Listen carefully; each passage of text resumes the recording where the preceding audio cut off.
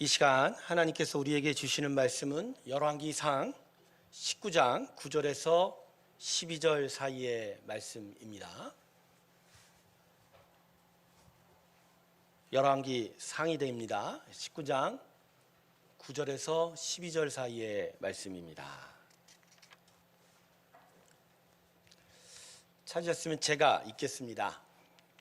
엘리야가 그곳 굴에 들어가 거기서 머물더니 여호와의 말씀이 그에게 임하여 이르시되 엘리야야 내가 어찌하여 여기 있느냐.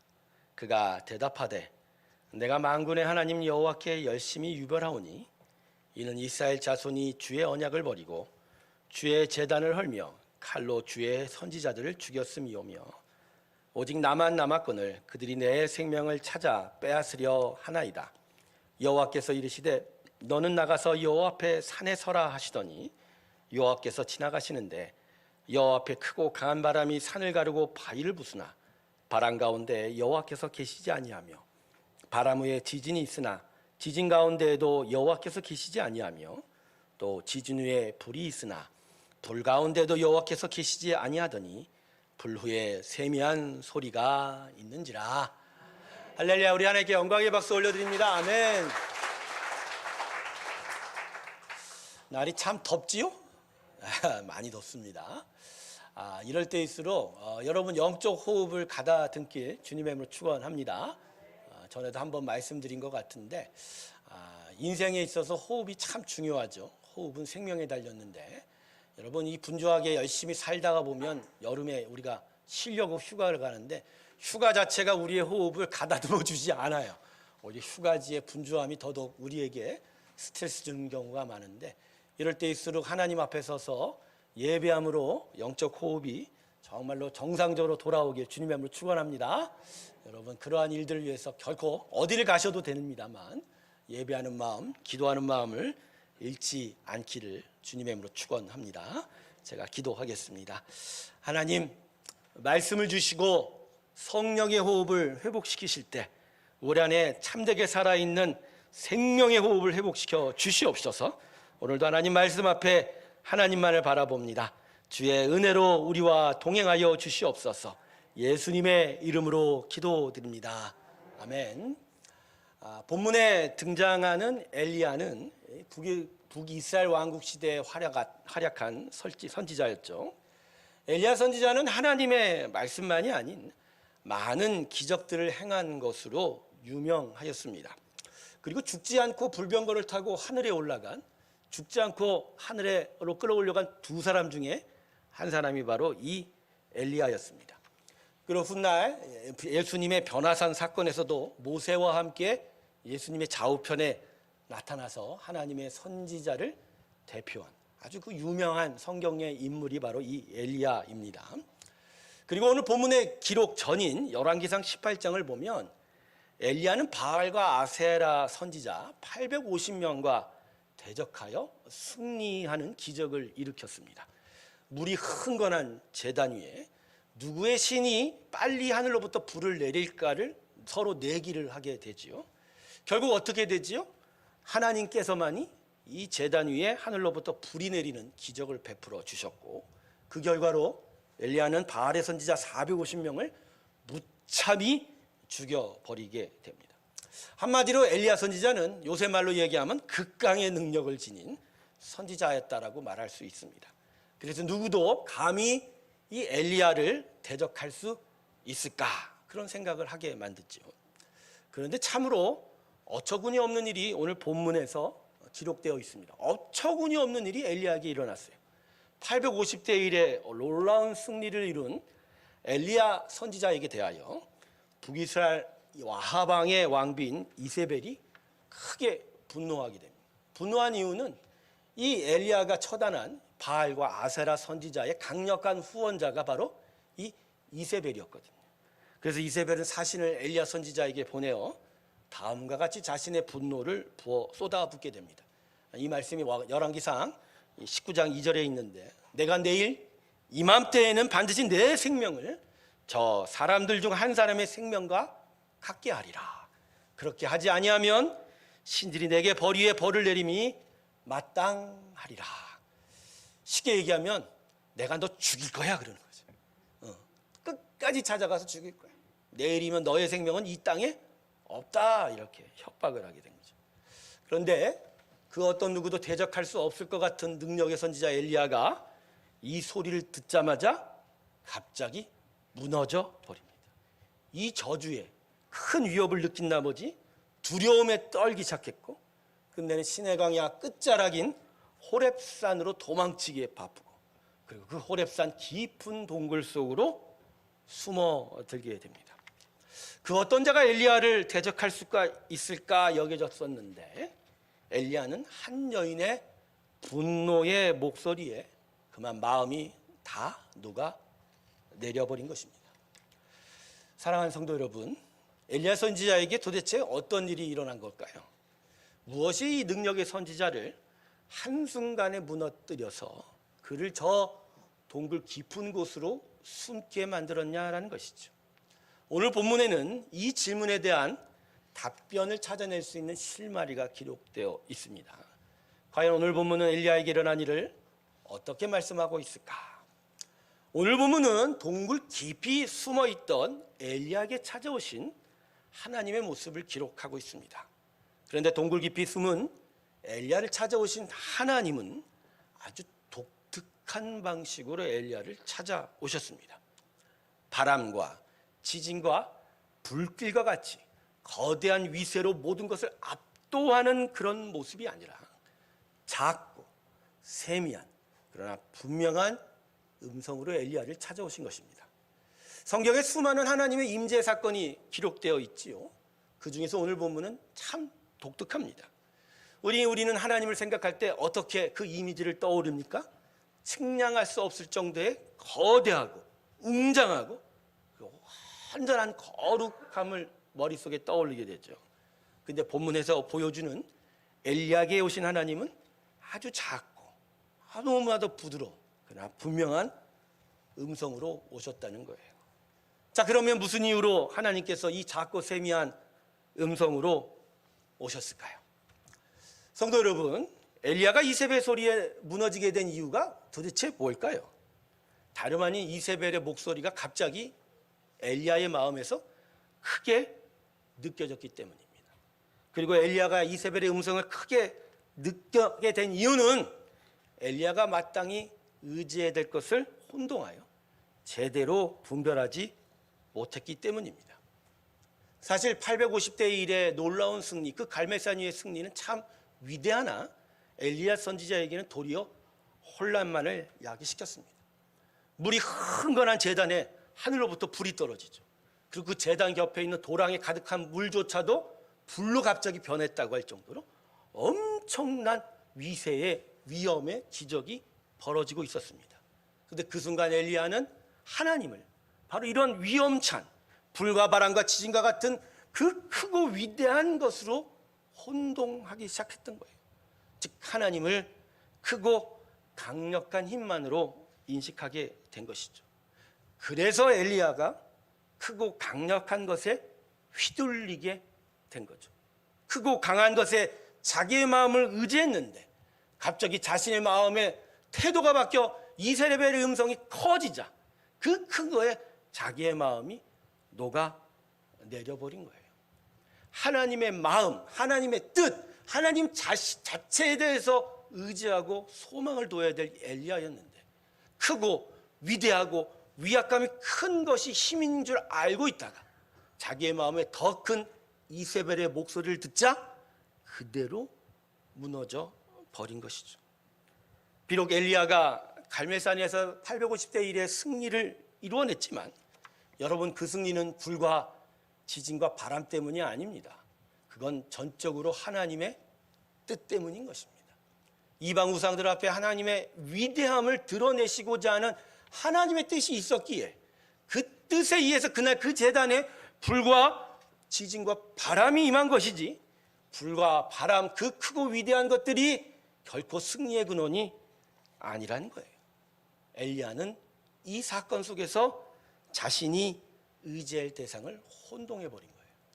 결국 겉으로 드러난 크기와 힘으로 하나님을 바라보았던 엘리야에게 이세벨의 협박의 소리가 갑자기 커지자 그는 두려움을 품을 수밖에 없는 거고 끝내 땅 끝으로 도망칠 수밖에 없었던 것입니다. 예전에 제가 몸이 아팠을 때 한번 제가 얘기 드렸던 것 같아요. 주변에서 주기도문을 외우거나 사도신경을 외우면 두려움이 쫓아나갈 거야 그랬던 거예요. 그래서 어느 날 제가 아픈 그 순간에 주기도문을 외웠어요. 하늘에 계신 우리 아버지요.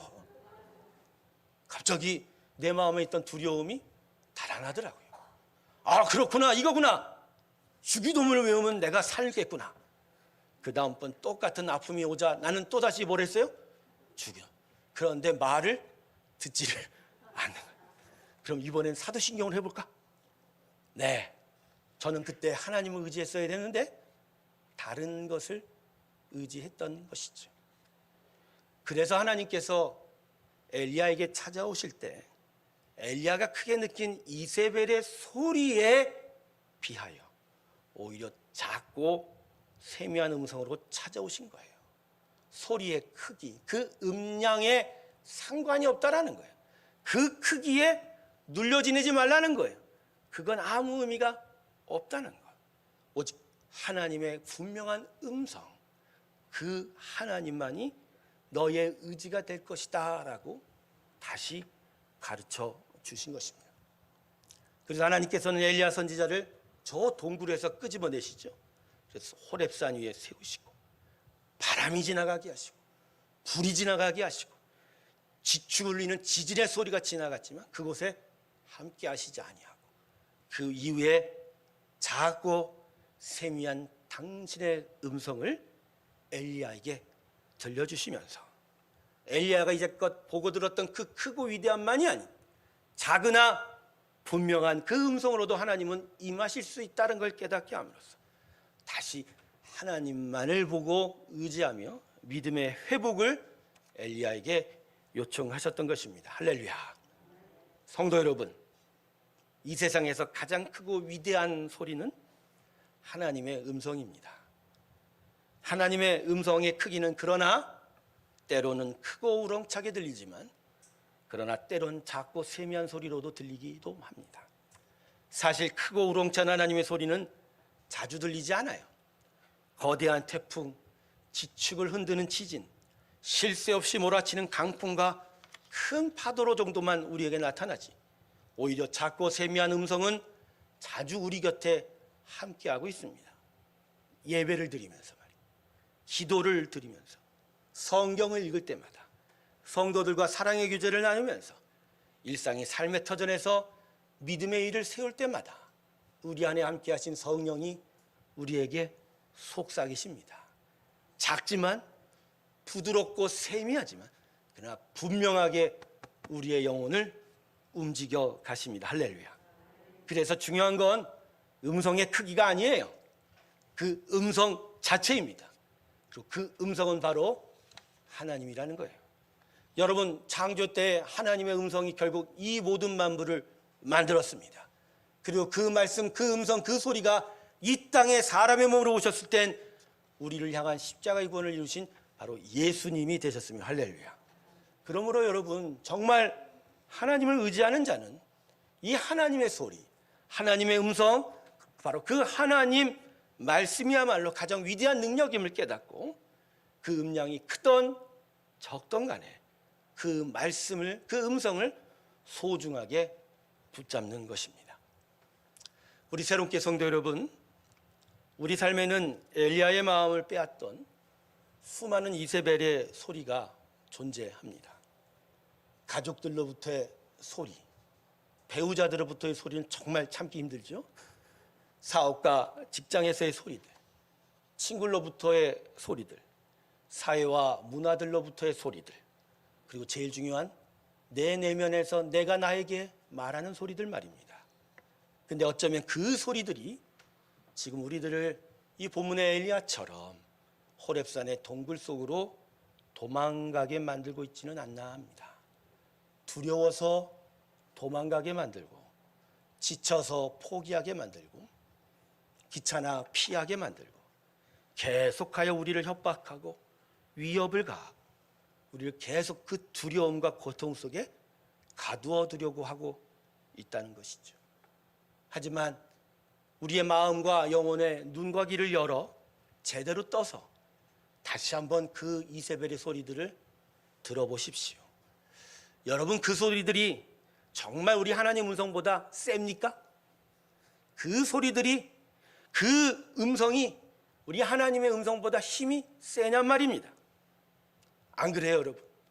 호렙산의 크고 웅장한 지진과 바람과 불길 속에서도 우리 하나님의 음성은 작고 세미했지만 그 모든 것들을 이기고 남을 힘이 있었고, 그 힘으로 엘리야의 마음을 회복시켜서 또다시 선지 사명을 감당하게 했다. 할렐루야. 네, 하나님의 음성은 이 세상에서 가장 크고 위대한 소리예요. 그렇죠? 어떤 것도 하나님의 소리를 이길 수 없어요. 어떤 소리도 하나님의 음성을 넘어설 수 없어요. 게임이 안 돼요. 경기 자체가 성립이 될 수 없습니다. 그러므로 사랑하는 성도 여러분, 우리를 지금 호렙산에 동굴로 몰아넣고 있는 그 세상의 수많은 이세벨의 소리의 정체를 분명하게 깨닫기 바랍니다. 그 소리는 아무 힘이 없는 소리라는 거예요. 그저 우리를 죽이겠다고 협박하고 무너뜨리겠다고 두려움을 주고 큰 음성으로 우리에게 소리치고 있지만 다 거짓말이고 다 속임수고 그 안을 쳐다보면 소리만 컸지 맹탕이라는 거예요. 한동안 제가 두려움에 빠져서 그 어떤 것도 행할 수 없었던 그때, 그 음성 하나하나가 저에게는 너무나 심장이 떨리는 그러한 협박과 두려움이었습니다. 얼마나 두려웠으면 집 밖을 나가지를 못하겠습니까? 그런데 나중에 깨달았어요. 예수님의 음성을 듣고 하나님의 음성과 말씀에 붙잡히자 이 모든 것이 다 속임수라는 거. 당장은 아프지요. 그러나 아픔은 건 아픈 거지 두려움을 품을 필요는 없다는 것이죠. 불편하지요. 그러나 불편할 뿐이지 우리를 자유케 하는 건 오직 하나님의 음성입니다. 할렐루야. 여러분, 하나님의 음성은 온 우주가 만들어질 때 온 세상에 울려 퍼진 위대한 소리였습니다. 해야 있거라, 달아 있거라, 산아 솟아라, 바다야 넘쳐 흘러라, 아담아 존재하거라, 복림아 존재하거라. 근데 그러고 나서 하나님 뭐라고 하셨어요? 내가 너희들을 만들어서 내가 심히 좋았다, 기쁘다라고 말입니다. 그런데 이 위대한 소리가 우리가 너무나 애를 쓰고 수고하여 귀를 쫑긋거려야 들리는 그런 소리가 아니라는 거예요. 하나님께 마음을 집중하면 이 안에서 항상 들리는 소리예요. 창조세상 어디에나 하나님의 소리는 존재해요. 해와 달을 보며 산과 바다를 보며 나를 보고 우리를 보고 마음에 하나님을 생각하기만 하면 마음으로 항상 들을 수 있는 소리가 바로 이 하나님의 음성이라는 거예요. 여러분, 오늘 우리가 함께 예배드리고 있지만 여러분은 이 예배 속에서 이 앞에 목이 꽉 잠긴 최 목사의 소리만 들립니까? 아니죠. 여러분은 지금 하나님의 음성을 듣고 있는 거예요. 크지는 않지만, 우렁차지는 않지만, 그러나 내 심령 가득하여 분명히 외치시는 나는 너희를 사랑한다. 할렐루야. 내가 너희를 만들었고 내가 너희를 축복하리로다. 너희는 나의 뜻을 따르는 나의 백성이 되리라 말입니다. 휴가 때 우리가 수많은 곳을 놀러 가지만 그 많은 자연과 수많은 일들이 우리에게는 어떻게 다가옵니까? 마음을 가다듬고 저것이 하나님이 만들었고 하나님이 하신 일이라 생각만 하기만 하면 저 산들을 통해서 우리는 메아리쳐 오는 하나님의 음성을 도는 거예요. 이 산은 내가 만들었다. 저 흉용하는 바닷물을 받으라도 하나님께서 말씀합니다. 이 바다를 만들고 내가 심히 좋았더라고 말입니다. 하나님의 음성은 육체의 귀가 아닙니다. 눈이 아닙니다. 이 마음으로 하나님께 집중하면 항상 들려오는 하나님의 능력의 음성입니다. 그러므로 성도 여러분, 하나님께 마음을 집중하세요. 그러면 들릴 거예요. 더더군다나 우리는 하나님의 자녀로서 이 안에 그 음성을 증폭시킬 수 있는 성령 하나님이 계십니다. 성령께서 우리의 마음을 감동시키고 인도하셔서 항상 어느 순간에나 하나님이 우리를 향하여 말씀하시는 것을 듣게 하실 것입니다. 자신이 피조물인 것을 인정하세요. 그리고 하나님이 이 땅을 만든 창조자인 것을 고백하세요. 그리고 예수님만이 나의 참된 믿음인 것을 고백할 때 하나님의 음성은 우리 안에서 계속하여 울려 퍼지게 될 것입니다. 그럴 때 우리는 우리를 동굴 속으로 몰아넣고 있는 세상의 수많은 이세벨의 소리들이 정말 터무니없고 별것이 없는, 지나가는 엿장사의 엿가락 치는 소리보다도 아무것도 아닌 세상에 가장 가치 없는 잡소리임을 알게 될 것입니다. 이세벨의 소리를 깨트리시는 저와 여러분 되길 주님의 이름으로 축원합니다. 어떤 소리도 우리를 어찌할지 모릅니다.